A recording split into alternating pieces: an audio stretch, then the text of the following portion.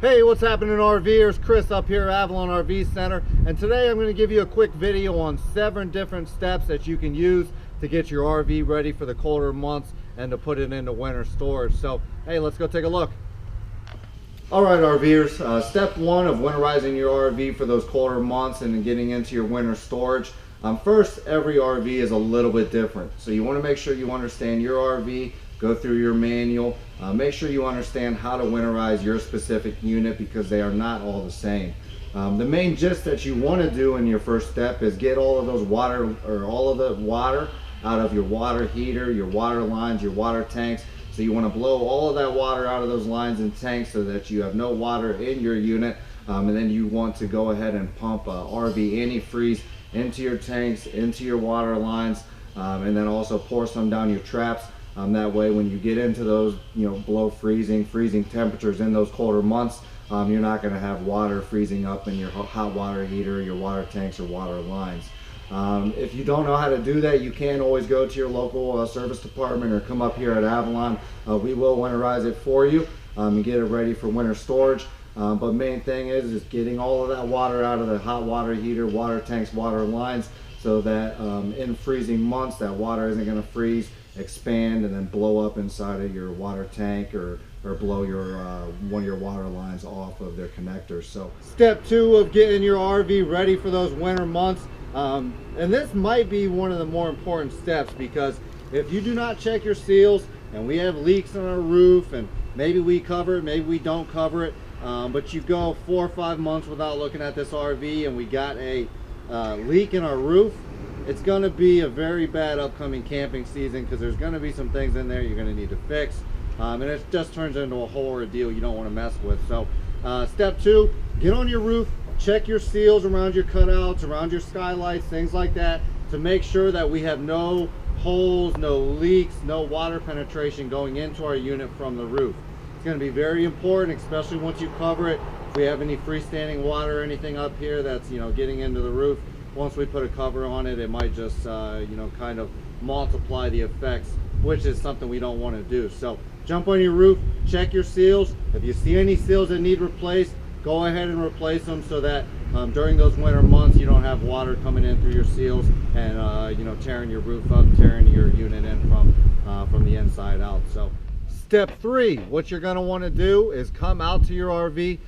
Take those batteries out of your RV. If you have a battery tender, go ahead and throw those batteries on the tender. That way you can keep them charged, keep them ready to go, throughout those 3-4 months, whatever it's going to be, whenever you're not using your RV. So you just come right out front, move your cover off here. You're going to unhook your batteries, take the battery out, throw it on your battery tender, and then you're good to go. So step 4, what you want to do, you want to go ahead and get underneath of your RV. What you're looking for when you get underneath your RV, you're looking for holes, you're looking for little areas that rodents, mice, things like that can get up into. And what happens if they get up into your RV is, 1, they nest it for the winter because it's cold and they don't want to be outside.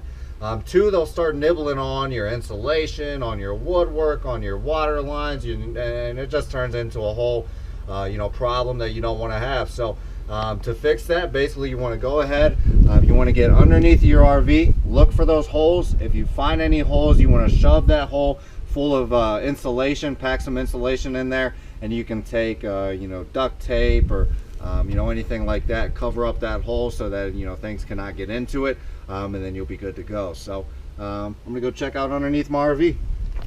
Step 5, what you're gonna want to do, we mainly got most of the functional structural things out of the way by checking our seals, blowing all the lines free, putting antifreeze in our unit. So now what we want to do, come in here, we can go ahead, we can put dryer sheets in our drawers and our cabinets, things like that, to get it smelling fresh in here. Because you got to think, we're going to have this thing closed up for 4 months in a row, windows aren't going to be open, maybe we have a cover on it, so it does tend to get a little stuffy in the RVs when you open it up in the spring. So what a lot of people do is they'll go ahead, put dryer sheets in their unit to keep it fresher. A lot of people will actually use peppermint tea bags, which also will deter rodents, mouse, and things like that from getting into your RV.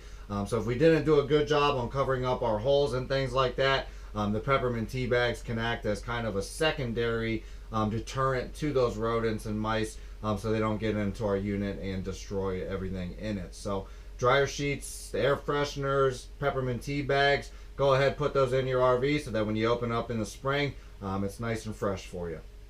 Step 6, what you want to do is you want to go ahead and you want to cover your RV for those winter months, so that rain or snow or whatever the case may be isn't directly sitting right on top of your RV. You want to put a nice cover in between it. So they do make nice little tire guards. These tire guards will stop your tires from dry rotting, things like that in the colder months, so your tires will be ready to go when you pull it out in the spring. And then you also want to go ahead and cover your whole RV with a nice RV cover, and that's going to protect you better. You want to make sure you do not use a tarp. That is a big mistake. What happens when you use a tarp is it's an unbreathable material.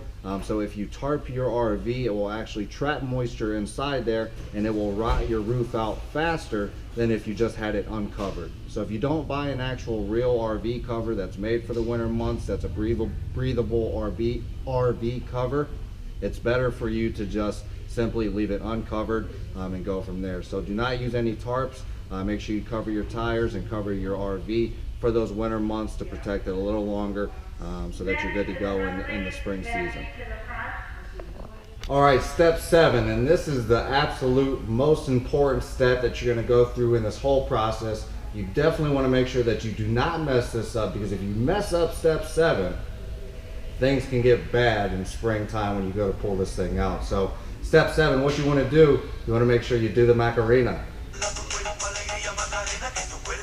Because now we're done RVing, or we're done winterizing our RV. We got all the lines blown.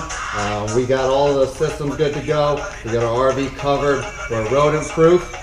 We're good to go.